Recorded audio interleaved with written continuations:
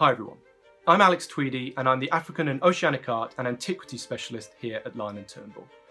We're currently progressing with the sale on an online-only basis. The auction is due to take place next week on Tuesday the 5th of May at 11 AM. Now, for obvious reasons, viewing can't take place in person, so I just wanted to talk you through a few of my favourite highlights from the sale. Now, the sale is due to begin with a selection of African and Oceanic arts, and the first lot I wanted to draw your attention to is number 23, the Chokwe chair. This is an interesting piece for many reasons. The Chokwe are well known for carving elaborate prestige objects such as ceremonial weapons, staffs of office, pipes, and seats such as this. You'll also notice that in its basic form, it copies the style of a Western chair.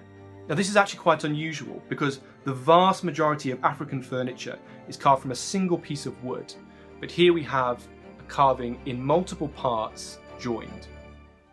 Now, the reason that the Chokwe began to produce chairs in this style is that they were trading widely with the Portuguese from as early as the 17th century.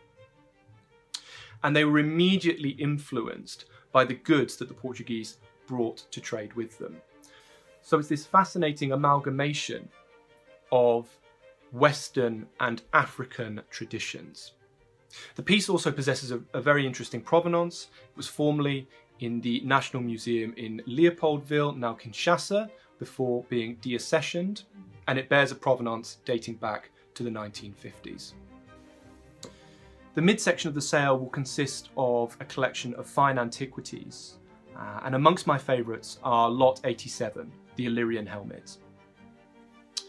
Now, helmets were amongst the most prized items of the ancient hoplite, and this striking example belongs to a class known as the Illyrian. It's distinguished by the open face without a nose guard and parallel ridges running along the top intended for the attachment of a crest. They were found across the ancient Greek world, but most commonly encountered in the modern Balkan states, which correspond to ancient Illyria. This piece dates to around 600 to 550 BC. Another personal favourite is lot number 99, the Celtic Shield. Not only is this a visually dazzling object, it has certain markers which really take us back to the moment in which it was created and subsequently interned. You'll notice the series of diamond-shaped incisions across the body. Now, one might assume these are spear or sword marks from battle, but in fact it was far too brittle to have been used in combat. Instead, what we're seeing here is an ancient ritual process. Many ancient peoples in the Iron and Bronze Ages believed in casting particularly valuable pieces into water or burying them in order to make an offering to the gods. And interestingly, we still follow this practice in some respects when we throw coins into a well. And that's the exact same principle that was taking place here. What's interesting though is that clearly these ancient peoples believed in the power of an object, not just the person who carried it. So before a piece could be fully offered to the gods, it needed to be broken spiritually. And that's what we see here.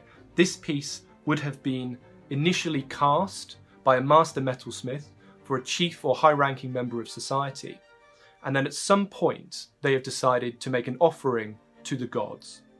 Before that could happen, the piece has been taken and ritually punctured with a spear and sword, as you can see here, and then buried carefully into the ground. Now, we'll never know why this took place or what the people who interned it were looking for from their gods, but it is an interesting and extremely evocative object when one thinks of it in that manner. The second half of the sale is going to comprise, for the first time, of natural history, gems, minerals, and fossils. Now, there are a huge array of fascinating objects here, so I do encourage you to jump online and take a look through the catalogue. But just one piece that I wanted to draw your attention to, and is a definite favourite of mine, is lot 114, and that's the fossilised sycamore leaf. The first time I handled it, I almost couldn't believe that something so delicate could survive, and the condition is absolutely extraordinary, with the veining still completely clear. And it's really mind-blowing to think that this fell to a forest floor 50 million years ago and as yet carried through to us now in such remarkable condition. The delicacy of the leaf set against the hardness of the stone is actually quite a poignant image, and for me it's a work of art. It's simply one that's been forged by nature. So thank you for taking a look through some of the highlights that we have in the sale, and that was just a small subsection of remarkable objects from across world history and culture. So I encourage you to get online and have a look at the catalogue. In the meantime, keep well. Thank you.